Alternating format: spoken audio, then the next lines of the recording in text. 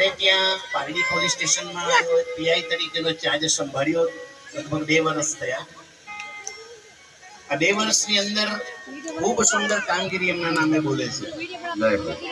અને એમાં એક કામગીરી ગુજરાત રાજ્યવ્યાપી ચર્ચાને સ્થાન પ્રાપ્ત કરેલું કે આજથી 1.25 વર્ષ પહેલા મોતીવાડા ગામની કોલેજની છોકરી એ રેપ વિથ મર્ડર કેસમાં ફસાયેલા આરોપી.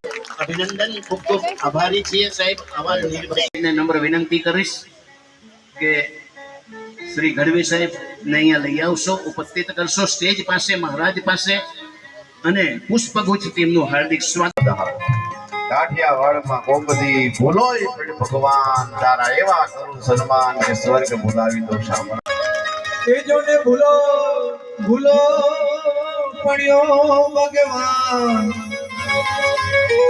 હે તારા એવા કરું સન્માન.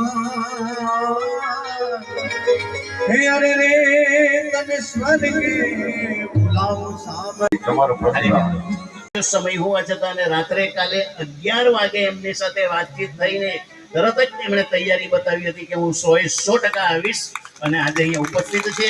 આપણે ધારીએ તો કથાના વિરામ બાદ પણ આપણે એમનું સન્માન ને બધું કરી શકતે, પણ એમને ખાસ આજે પરિવારજનોને મળવા માટે મોરબી મુકામે જવાનું છે.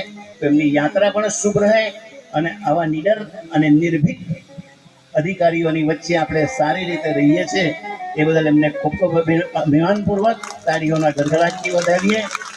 પેલા કેસની જો વાત કરું તો રાત દિવસ ગુજરાત રાજ્યની ઊંઘ બગડેલી હતી. એ સમયની અંદર ડીએસપી સાહેબનું સંકલન પકડીને જ જંપ્યા, એ આજે જેલમાં છે. ત્યારે મારે માત્ર ને માત્ર એટલું જ કેવું પડતું હોય છે કે મંઝિલે ઉन्हें को मिलती है जिनके सपनों में जान होती है, सिर्फ पंखों से कुछ नहीं. હોંસલો સેવડા એવી હોંસલા જોઈએ, તાકાત જોઈએ. અધિકારી બની જવાય, પદ મળી જાય, બધું જ થાય. હોદ્દો હોય, એ હોદ્દાને નિભાવવા માટે સાહેબે હમણાં કથાકારે હમણાં જ વાત કરી, એ માટેનું પૂરેપૂરું જ્ઞાન હોવું જરૂરી છે, નહીં તો પદચ્યુત થવાની તૈયારી થઈ જાય. ભગવાન શંકરની વાત આવી હતી ત્રિનેત્ર ખોલતા પહેલા કે ભાઈ મને આસન પર બેસાડી દીધો, પણ મારી પાસે જ્ઞાન હોવું જરૂરી છે.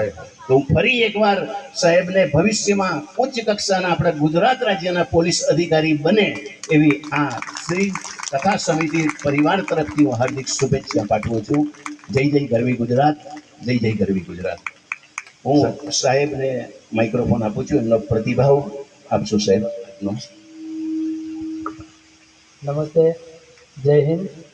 આમ તમારો પરિચય આપી દીધું છે.